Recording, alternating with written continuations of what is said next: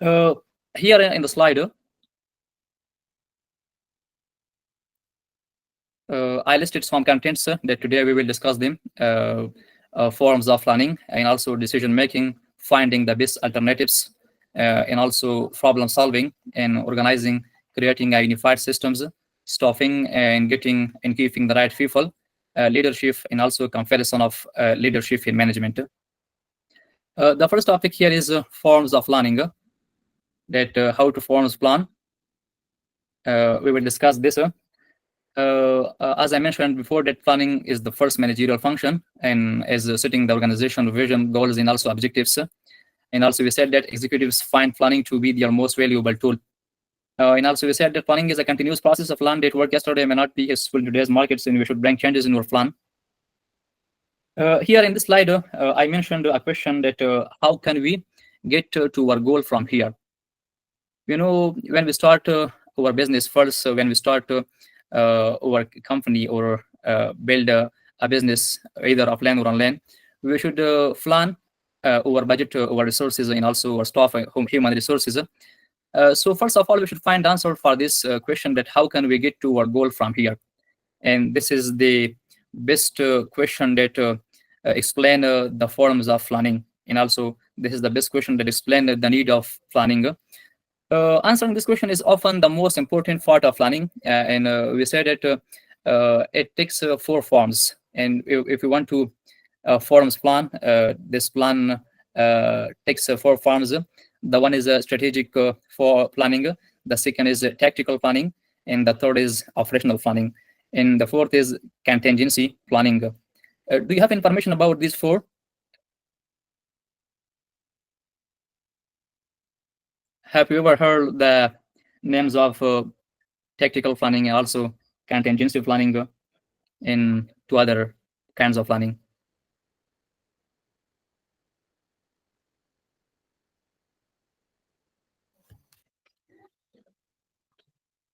I asked that have you ever heard the names of strategic planning and also tactical planning and also operational planning and contingency planning?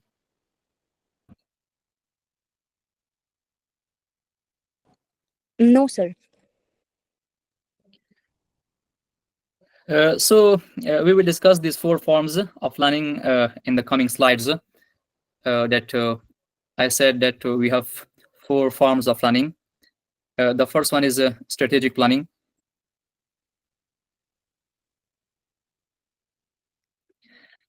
Strategic planning is the process of setting long-term goals for an organization or business and figuring out how to achieve them.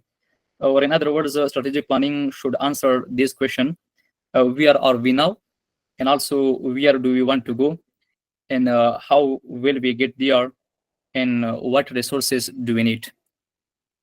Strategic planning should answer these questions, and it is the first essential kind of planning, and it is a long-term planning. And also this planning is done by top management. We have 3 levels of management. One is top management, and the second is middle management, and the third is lower, also supervisory management. So the strategic planning is done by top management and also determines the major goals of the organization and the policies, procedures, strategies, and resources it will need to achieve them. And also at the strategic planning stage, top managers of the company decide which customer to serve and when to serve them, what products or services to sell, and the geographic areas in which to compete. So this thing is important in strategic planning, that a company owner or a manager, he should answer to these questions to start a business, and he should consider these questions as an important point in business and also in improving companies. This was the first forms of planning, which was strategic planning, and the second planning is tactical planning.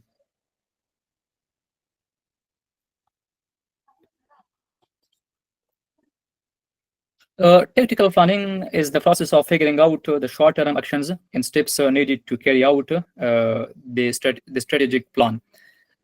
Tactical planning, this should answer the following question: that what actions need to be done, and who will do them, and when will they be done. This kind of planning should answer these three questions, and it is a short-term planning. The difference between the strategic planning and tactical planning is this: that and strategic planning is long-term planning, last part 2 years, 3 years, and tactical planning is short-term planning. And here we plans over affairs for short-term, like 1 month, 2 months, or 3 months. Tactical planning is the process of developing detailed short-term statements about what is to be done, who is to do it, and how. Managers or teams of managers at lower levels of the organization normally make tactical plans. Such plans can include setting annual budgets and deciding on other activities necessary to meet strategic objectives. So this was the second forms of planning, which is tactical planning. And also we have the third form of planning,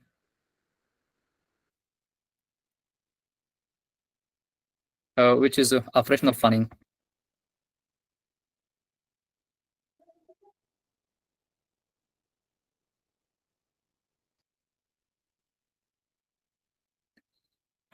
Operational planning is the process of creating detailed day-to-day plans to carry out tactical plans and ensure the organization run smoothly.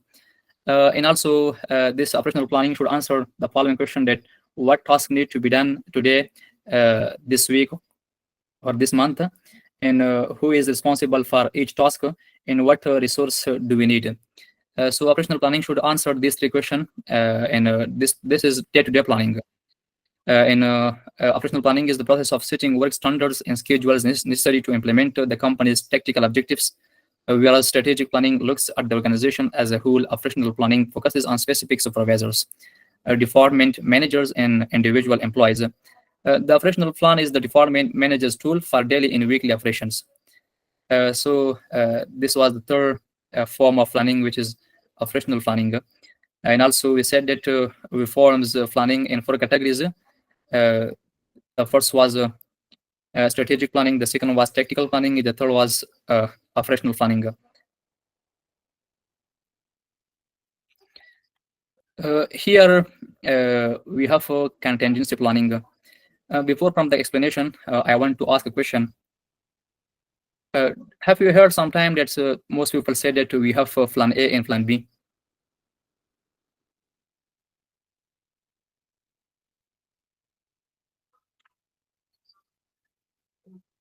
Do you hear these words that most people say that we have 2 plans, plan A and plan B? Please. Yes, we heard. Yeah, we heard this words many times. Sometimes people say when they success in plan 1, they didn't need to plan 2.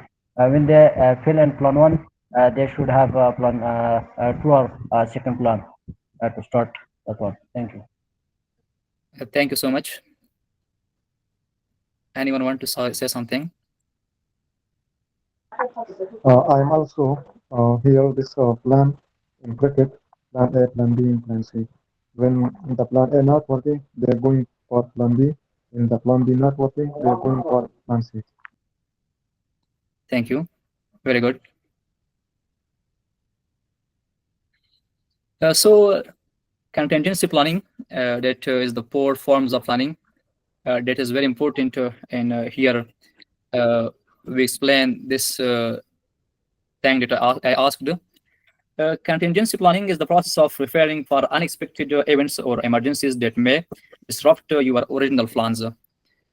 Sometimes we make plans for doing something, but something happens that disrupt our original plan. So in this situation, we should implement our second plan, and we should always have second plan in all the affairs that we do, either business, either other personal affairs that we do.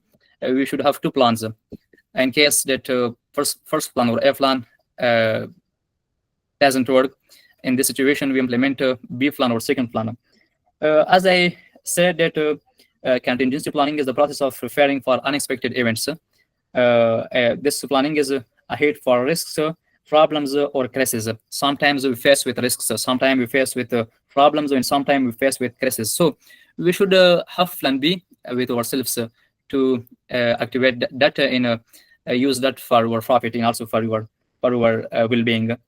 And also, contingency planning covers natural disasters like earthquake or floods. Sometimes earthquakes happens in a plan that we made that face with disrupts, and we cannot implement that. So in this situation, we should have plan B, and we should use that for our profit.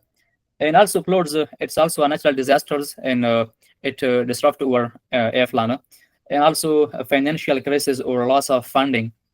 In this situation, we also can use a plan B or second plan. And system failures to cyber attacks that always happens, and these are internet attacks that some people hack sites, and we cannot run our affairs. So in this situation, we should have a plan B that is very important for our personal affairs and also for our development. So contingency planning is the process of preparing alternative courses of action that the firm can use if its primary plans don't work out. This is the definition of contingency planning, that every firm should have two plans. When the first plan doesn't work, they should pay attention to the plan B. The economic and competitive environments change so rapidly that it's wise to have alternative plans of action ready in anticipation of such changes. For example, if an organization doesn't meet its sale goals by a certain date, the contingency plan may call for more advertising or a cut in prices at the time. If we think that we have a company and our goods and also other things that we produce that don't have good demand, so we should think about the reasons, and we should think about all the things that disrupt the development of our business and the development of our products. So in this situation, two things that may be effectful. The first one is we should enhance the quality of advertising, and also we should enhance the amount of advertising, and also we should cut in prices at that time. We should reduce the price of the product if we want to find consumers for our product. And also, crisis planning is a part of contingency planning that anticipates sudden changes in the environment.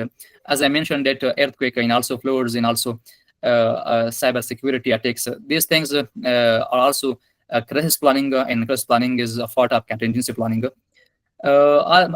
For example, many cities and businesses have developed plans to respond to terrorist attack.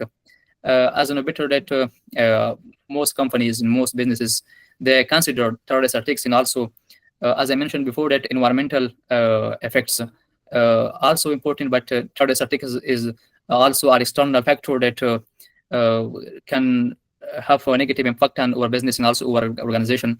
So we should also consider this, and we should have a second plan for these kinds of attacks. So these four were the forms of planning that we taught, and also we discussed all of them. That we said that the first one and the second, third, and fourth, all of them were discussed.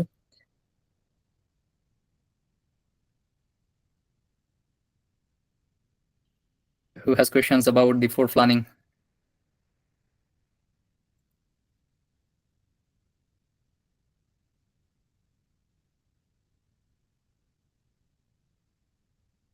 Please, Habiba Zara.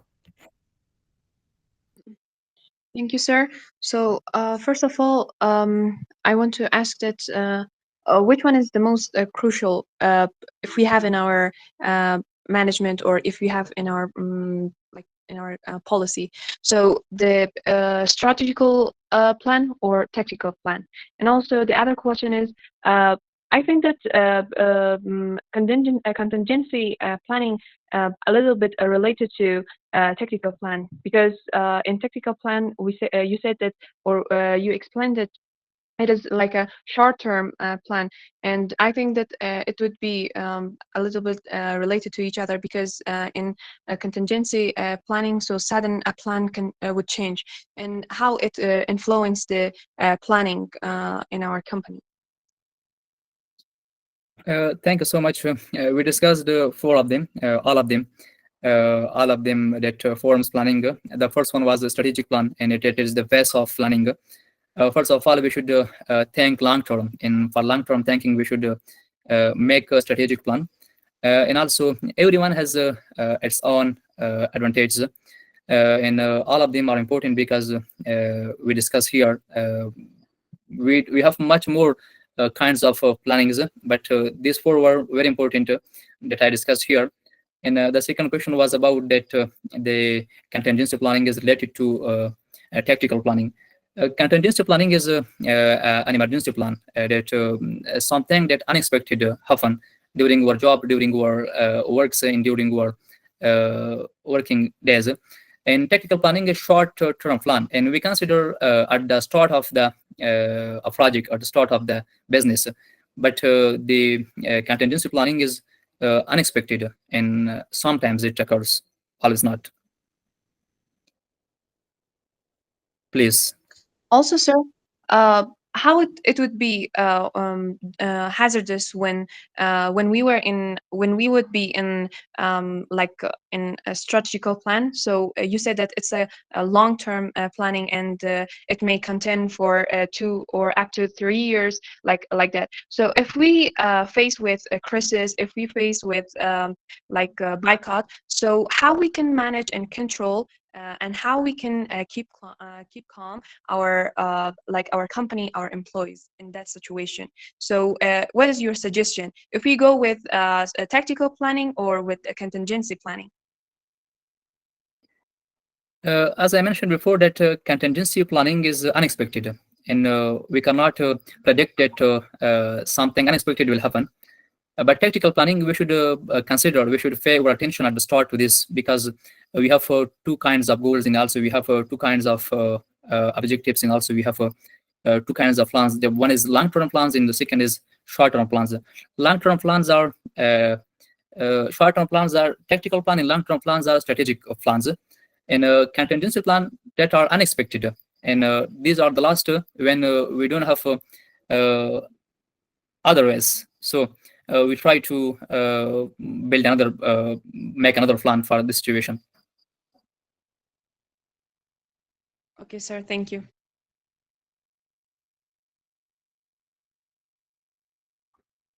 Anyone want to say something about these 4 forms of learning?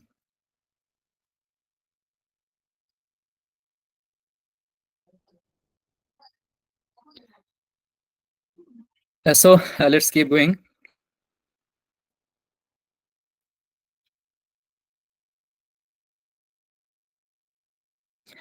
The next topic is decision making, or finding the best alternative. These are all the properties, and also the skills of a manager, and this is why we study here. Decision making is one important element in management, and also in business management, and also project management, and also in the development of all the corporations, and also our personal affairs. Everyone who has the decision making skill as an better that they have a bright and very good life.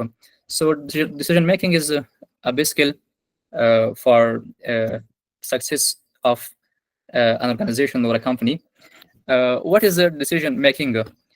Decision making is the process of choosing the best option from a set of possible choices to solve a problem or achieve a goal.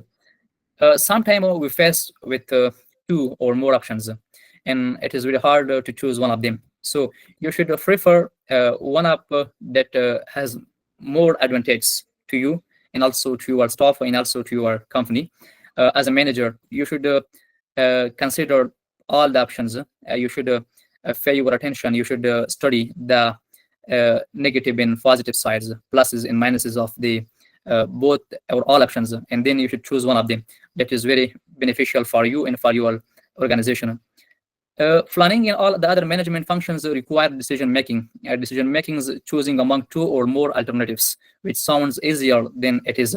In fact, decision making is the heart of all the management function. The rational decision making model is a series of steps managers often follow to make logical, intelligent, and well-founded decisions. Think of the steps are the 6 Ds of decision making. Here I listed 6 Ds. This because that all the 6 sentences, all the 6 things started with D. This is why most people say that these are the 6 Ds of decision making. The first one is define the situation. In this situation, we should determine the problem, that what is the problem that we faced with. So after this, when we define the problem, when we determine and specify the problem, second, we should describe and collect new information about the problems. All the information that we need for, we should collect and describe them. Third, develop alternatives. We should think about the alternatives that that we face with the problem. We describe and collect information about that. So this time we should develop alternatives. That what is a good alternative of this that will be more beneficial than this. The fourth one is decide which alternative is best. We should find 2, 3 or more alternatives, and then we should study all of them, and we should decide that which alternative is best. The fifth one, that do what is indicated, begin implementation. After that, we should choose one of those choices, and after that we should implement that. In the 6th step, determine whether the decision was a good one and follow up. Here, when we choose one of the 2 or 3 or more options, we should determine whether the decision was good or not, and we should follow up them. We should check all the negative and positive impact on this decision on our organization, and also on our staff, and also our business. So these 6 were the base of decision making. That through this we can make a decision that is more beneficial, that we should find. So we always face with problems in our organizations. So we should try our best to find the best alternative for that problem, and we should have the skill of decision making, because decision making is also an important skill of for a project manager and also for a business manager.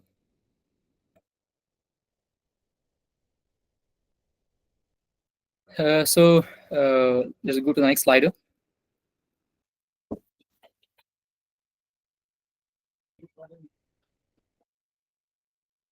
This is problem solving. This is also one of important traits and also skills for a project manager, that he should try to have this skill, which is problem solving. Problem solving is the process of identifying a problem and figuring out why it happens, and then finding and implementing a solution to fix it.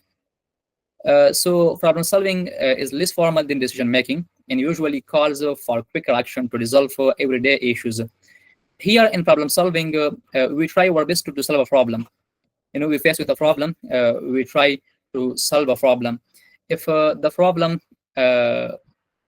wasn't to be solved, so in this situation, we prefer to the decision making. We find 2, 3 or more alternatives and choose one of them, and after that we follow up that what is the effects of that on the business and also on the organization.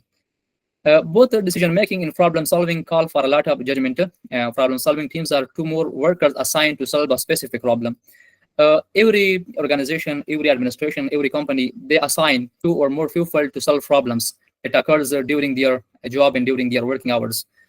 For example, why aren't customers buying our service contracts? This is a problem, and the administration or the company should assign 2 or more persons to solve and find the answer for this question. Problem solving techniques include brainstorming. We have 2 kinds of techniques for problem solving. The one is brainstorming, and the second is VMI. We discuss both of them. Brainstorming, that is coming up with as many solutions as possible in a short period of time with no censoring of ideas. In this situation, we try to come up with a new idea that is better to solve the problem. We make many ideas, and we choose the best of them for the solving the problem.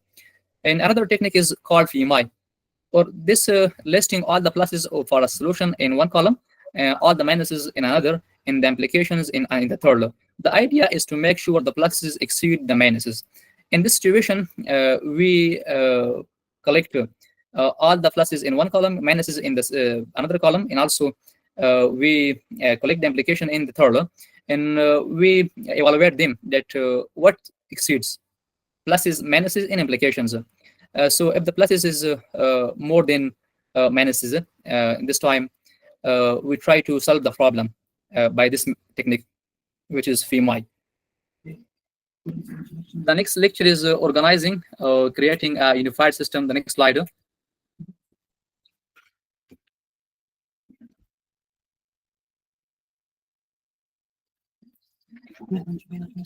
Organizing is the process of arranging people, tasks, and resources, and it is all about putting things in order. To organizing also, it is we should in order things. We should in order stuff. We should in order resources. We can say that after managers have planned a course of action, they must organize the firm to accomplish their goals. That means allocating resources such as funds for various departments, assigning tasks, and establishing procedures.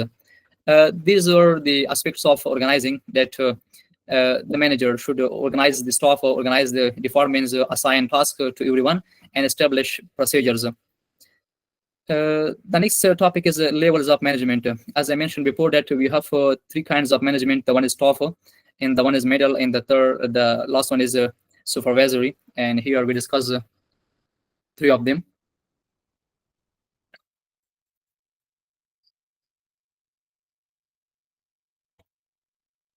Top management refers to the high-level managers in organization who are responsible for making big decisions and setting goals.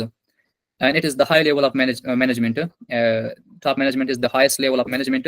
Consists of the president of and other key company executives who develop strategic plans.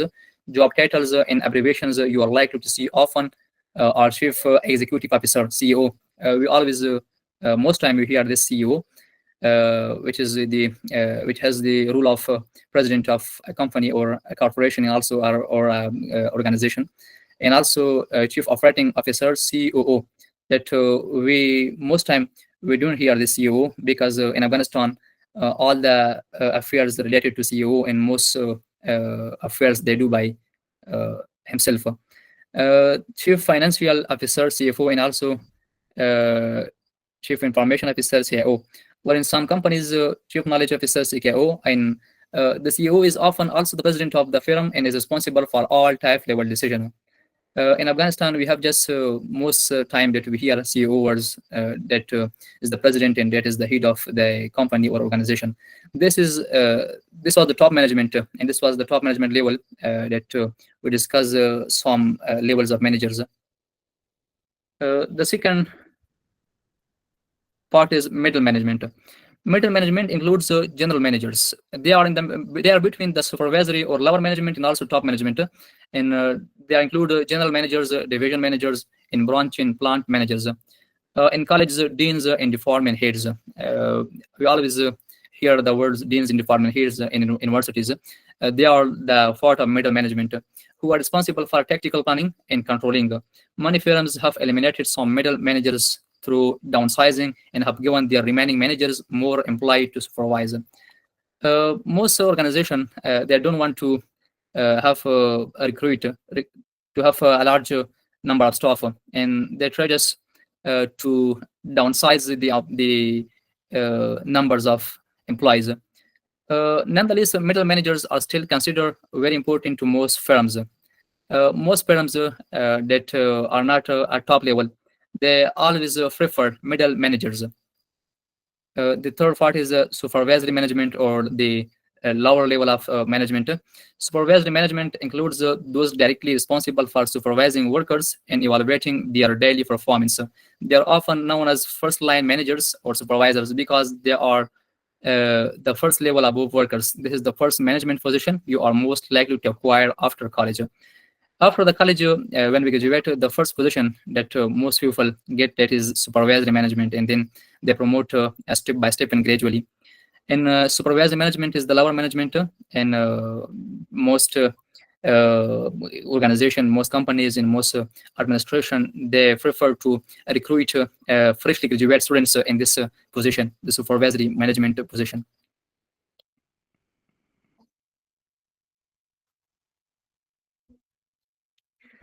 Staffing. This subject is almost related to human resource management.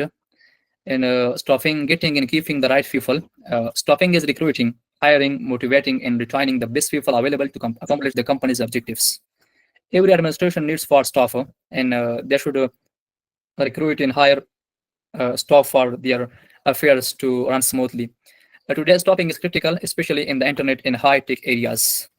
At most high-tech companies like Google, Facebook, and Microsoft. High-tech areas or high-tech companies are those companies that use modern technology and also they develop technology. We have much companies like Google, Apple, Amazon, Tesla, and also some others. They are high-tech companies, and they prefer to recruit and hire experienced staff. And the staffing is, as I said already, that it is a very important process for the success of the organization or the company. The primary capital equipment is brain power. Most people, when they select and when they recruit new staff, they just take their brain power, especially in Afghanistan and especially in universities. As you know better that in universities, when they recruit teachers for the students, they just take a written test from them, and they don't prefer the communication skills. They don't prefer the teaching methods of the teachers. So the primary capital equipment is brain power, and most people check the brain power of the staff and then they recruit them. A firm with innovative and creative workers can go from start off to major competitor in just a few years. Many people are not willing to work at companies unless they are treated well and get fair pay. They may leave to find a better balance between work and home. Staffing is becoming a greater part of each manager assignment, and all managers need to cooperate with human resource management to win and keep good workers. As you know better that I already discussed that staffing is an important factor, and most people prefer to find working force and experienced employee for the success of their organization and for their company and for their administration.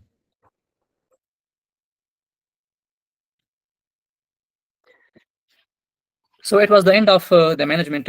We just studied a little bit things. We have much more things in the management, but as on a better date, we don't have much time to explain all of those things and discuss all of those things. And now we come to the second part of our lecture, which is leadership.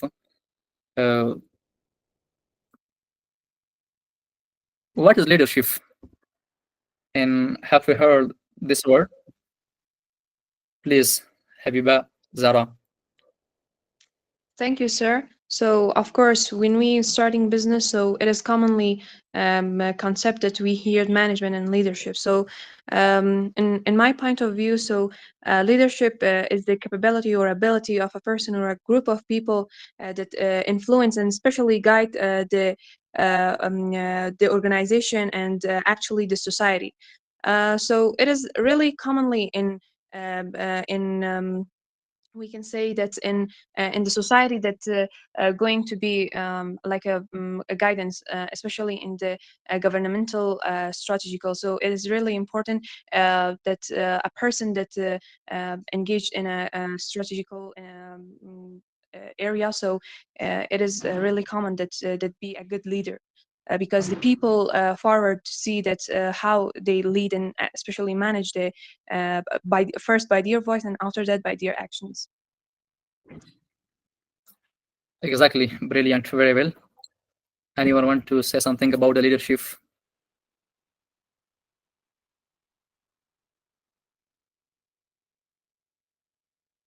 So let's keep going.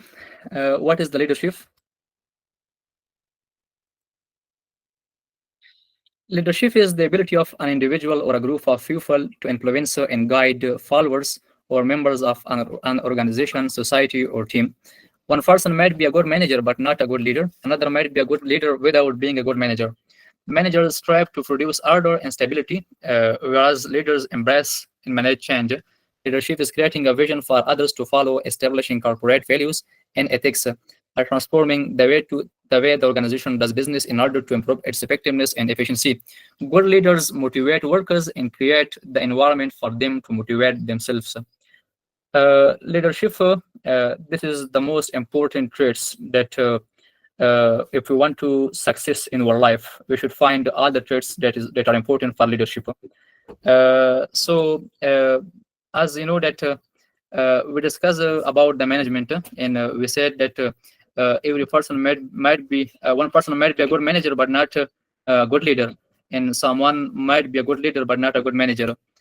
These two are separate things, and most people try to be a leader, and leader, they just motivate staff, they just motivate people to do things as they want, and they are aim to achieve the goals, but they motivate and they pursue the staff to get the goal by on, and they do not oblige the staff to do things like a manager.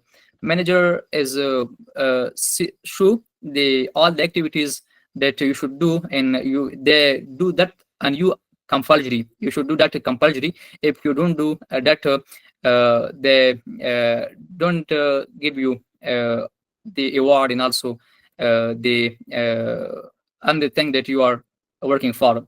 And if you don't do, they punish you, and also they try to oblige you to do the things.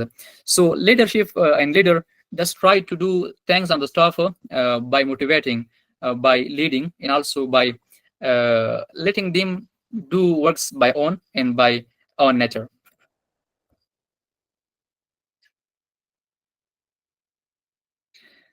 Here is a comparison of leadership and management. That in management we do planning, organizing, staffing, coordinating, and controlling. And in leadership, influencing. Leaders influence the staff to do much things, motivating, inspiring, creating, and mentoring. The three aspects: communicating, problem solving, and decision making. These three traits should both management and leaders in leadership, we should both have. They should both have these three aspects, which were communicating, problem solving, and decision making. So this was a short comparison between the leadership and management. And here is the comparison of leader and manager. A manager says go, a leader says let's go.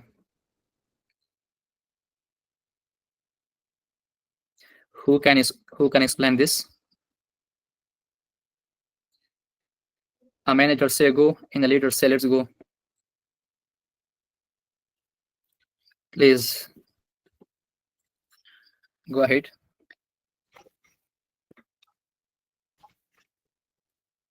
Habiba Zara, please. Yes, thank you, sir. So a manager say go.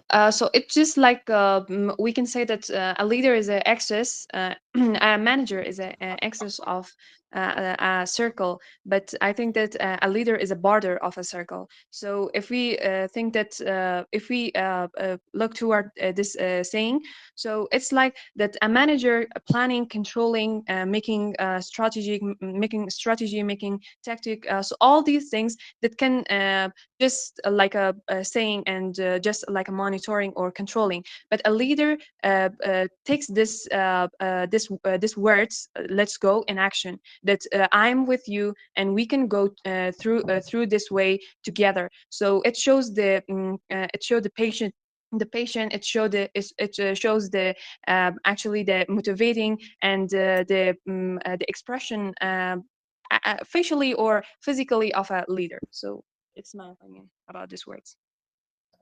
Thank you so much. If you don't mind, please pronounce your name. When I say your name, I become a little bit hesitant. So sorry, I don't catch your question. What did you say?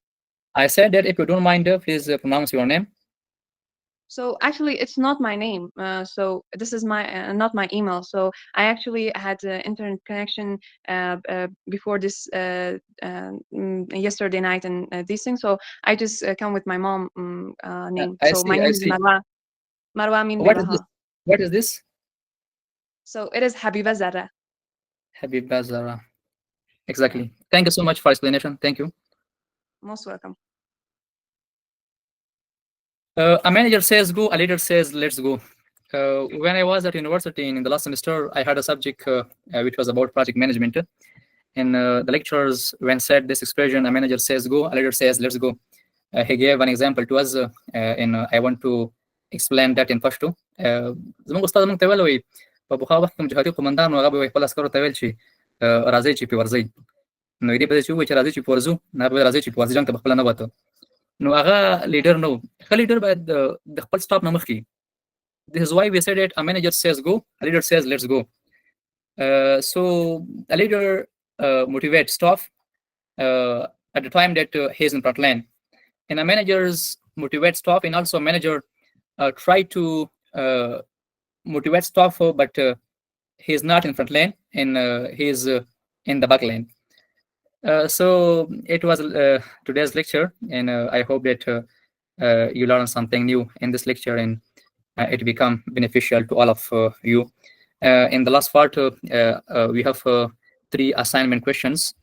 The first one is, what are the key differences between a leader and a manager? You should find answers for this question. The second one is, describe a situation where effective leadership led to success, either from your own experience or a well-known example. And the third, if you were assigned to lead a new team tomorrow, what 3 steps would you take in the first week to build trust and motivate your team? You should find the answer for these 3 questions. Inshallah, in the next lecture, I will ask about the answers. So you should prepare the answer for this question.